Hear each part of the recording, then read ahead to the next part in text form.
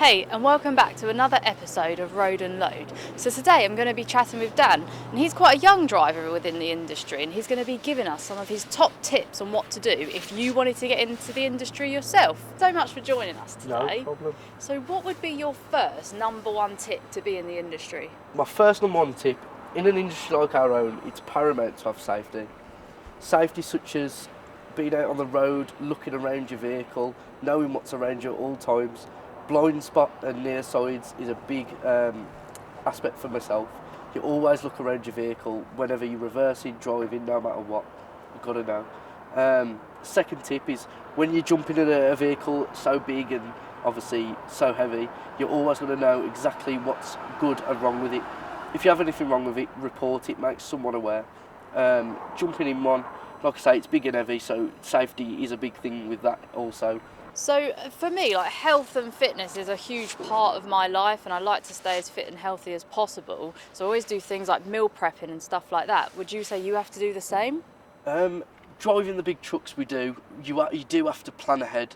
You don't know exactly how many hours you're going to be out on the road a day. Some you have quite long, some quite short. So you do have to prep. So big things like fitness, eating, you know, you've got to have some social life also in the day. Sure. So myself, I meal plan.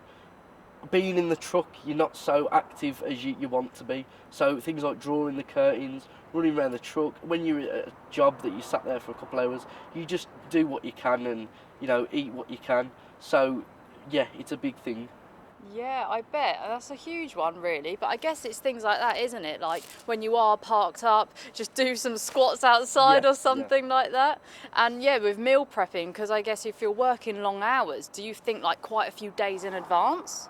I don't say days in advance, but more like when you get in for the night, you know, night before, you plan for the night ahead. So Sure. you do your day's food and you just plan like that myself.